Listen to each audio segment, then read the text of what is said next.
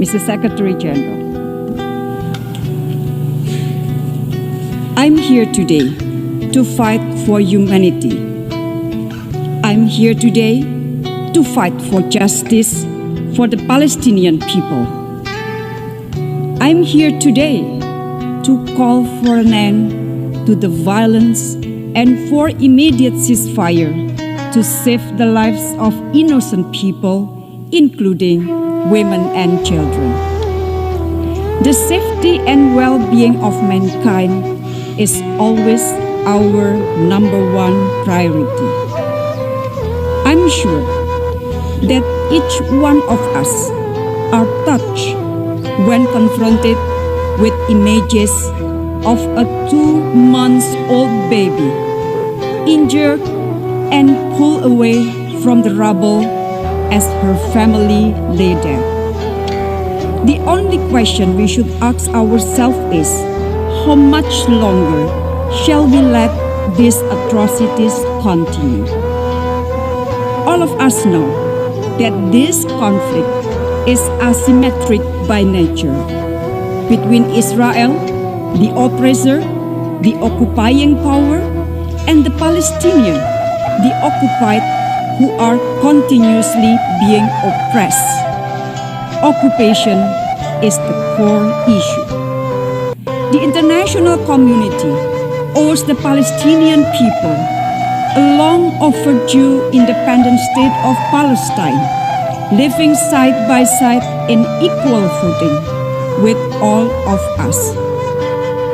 This continued occupation and aggression by Israel does not only warrant condemnation, but it is also a grave violation of international law that demands our actions.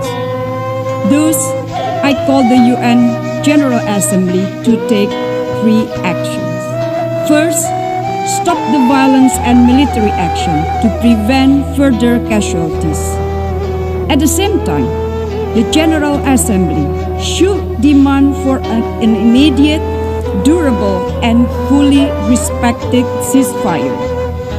All avenues must be exhausted to de-escalate the situation urgently, as we also support continued and relentless effort by the Secretary General. Furthermore, we must be able to prevent future recurrence of the atrocities. In this regard, the General Assembly should call for the establishment of an international presence in Al-Quds to monitor and to ensure the safety of the Palestinian people in the occupied territories and to protect the status of Al-Haram Al-Sharif compound, the holy place for 3 religions. Second, to ensure humanitarian access and protection of civilians. Our ultimate responsibility is to save lives. And every minute we spend here deliberating could mean another Palestinian life lost.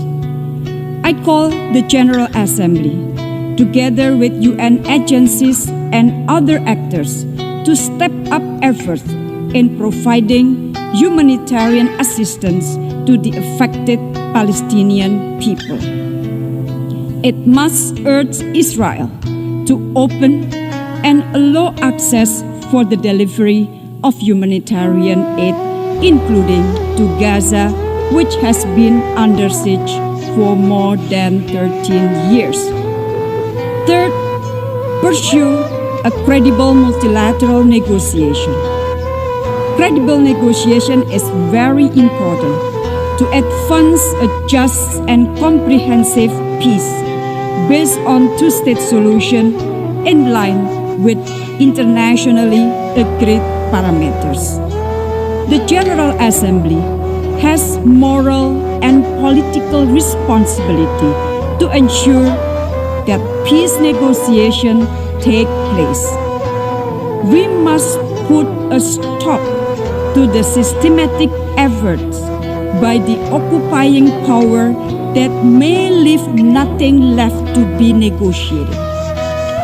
We must not allow the Palestinians to have no other choice but to accept injustice for the rest of their life. Therefore, we have to stop this injustice now. We have to continue our support to Palestinians to get their independence and justice. Mr. President, in recent days, during the COVID-19 pandemic, we witnessed the erosion of trust in multilateral institutions.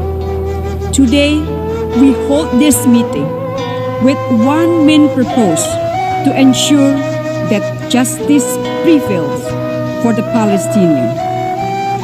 This meeting will be seen as a litmus test for multilateralism.